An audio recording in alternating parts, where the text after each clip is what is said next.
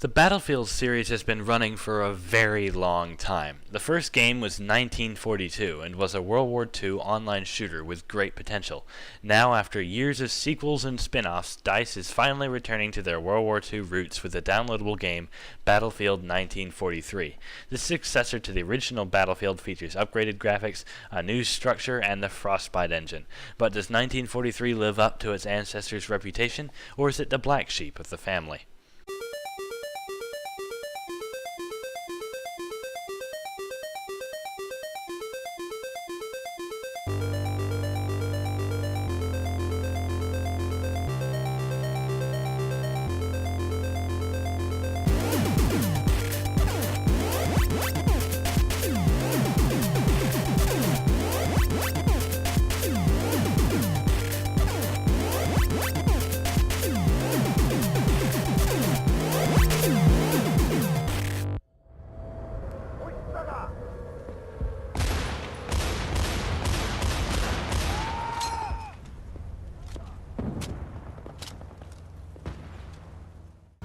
"1943 has no story besides what every 5th grader already knows. Because of this, voice acting is kept at a minimum, and there really aren't many voices besides the soldiers' screams and the occasional triumphant laugh. The rest of the sound, however, is absolutely phenomenal. Gunshots in the background are realistically muffled, bullets whiz by your head with startling snaps, and there are always the heart-stopping whooshes as planes dogfight overhead. I have never seen a game with sound that lends so much to the game. These may be the best game sounds I've ever heard."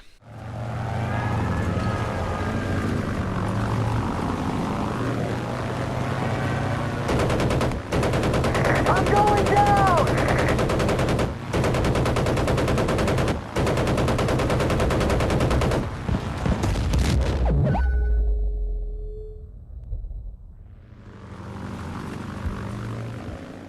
Now, generally I don't like World War II games. I think the setting has gotten old, as every battle of the war has been recreated at least once, and in some cases hundreds of times. But 1943 sets itself apart in a way that I did not expect.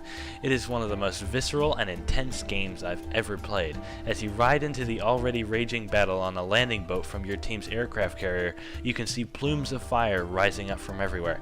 The sounds of gunshots and explosions are all around, and when you finally reach the beach and desperately run for cover, it makes you feel like you're really there, in the thick of it.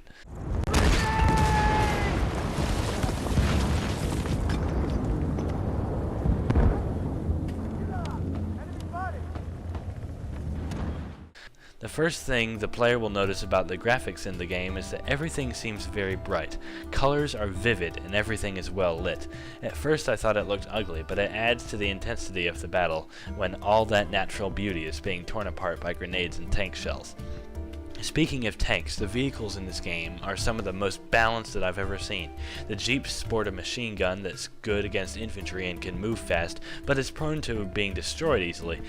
The tanks are tough and can't be taken down easily without explosives, and the planes, while there is quite a big learning curve for flying them, carry bombs that take a while to master and machine guns for dogfighting.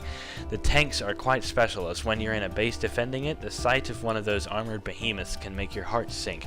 But there are more than one ways than is obvious to take one down. The easy way is to hit it in the hindquarters with a rocket, but another way would be to get a distraction and sneak up on it with a scout to place your satchel charges on it, run away, and watch that armored behemoth become not so armored anymore.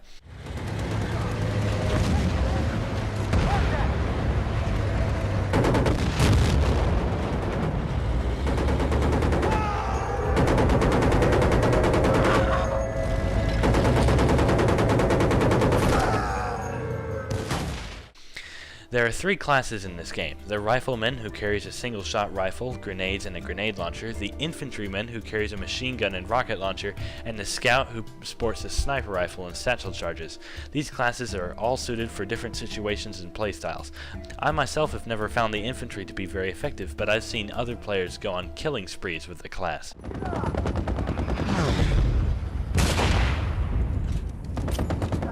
The big problem with the game is hopefully temporary and is the result of the game being more successful than DICE had estimated. It can be next to impossible to get a game without searching for 20 minutes first. When trying to get into a game with friends, it can take around 40 to forever minutes. DICE has said that they're adding servers and the problem should be solved in the next few days, so most of the people watching this review will hopefully not know what I'm talking about. I really did want to wait until these problems were fixed to do this review, but after 3 days the problem persists as annoying as ever, and I have to take points off for it. The flaw isn't helped by the fact that in order to host a private game, you have to have 16 people all ready to play in order to start it. Some of us don't have 16 people on our friends list with the game. What gives?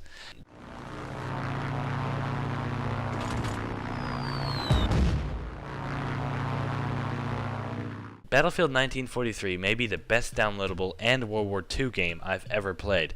It really shows what developers can do with digital downloads. The graphics are great, the environments are mostly destructible, and the sound is among the best in gaming.